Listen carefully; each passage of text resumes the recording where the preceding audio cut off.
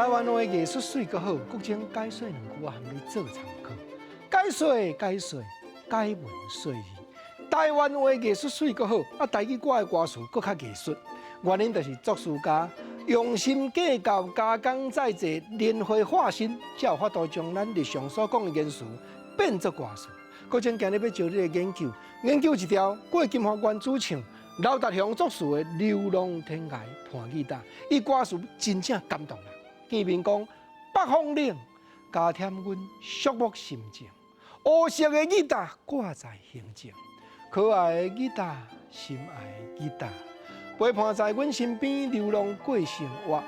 过去的迄段恋情，因何起变化？啊，想起来总是阮运命。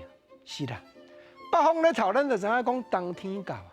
加添我肃穆的心情，只有黑色的吉他挂在胸前，因为过去的迄段恋情，因何起变化？互我想也想袂脱。作词家刘达雄老师伊捌亲身甲我讲伊写郭金华唱这个歌《流浪天涯伴吉他》，为伊走千里，生命的太阳，最后一封信，爱你入国这个歌，唱完无偌久，伊就去日本留学了。结果伊才发觉讲去到日本的生活，艰苦的留学生，困迄个4叠半的榻榻米，才2平宽尔，迄个房间，真正当初写的《流浪天涯伴吉他》这条歌词，莫非就是咧暗示家己人生的过程。加载刘达雄老师落尾伫日本，原来做甲真发展。过来，咱继续来听第2拍的歌词，讲无人影行这条黑暗街路，狗的声因阮心内惊吓。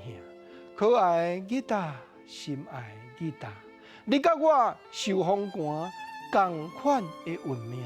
感谢你甲我做着忠实的伴侣啊！到今夜，只有你甲我。是啦，无人影，狗的声音，阮心内惊吓。明明都已经只有我甲吉他尔，过去的恋情已经起变化，敢毋是？毋过犹原要阻挡，要讲只有你甲我做着忠实的伴侣。我已经无人做伴了，毋过我还阁有这支黑色的吉他，敢毋是咧？你甲想讲，作词家用心计较，要唱出迄款寂寞、肃穆的心情。用什么款的歌词，用什么款的言语来刻画甲表达，毋则讲台语歌确实是艺术啊。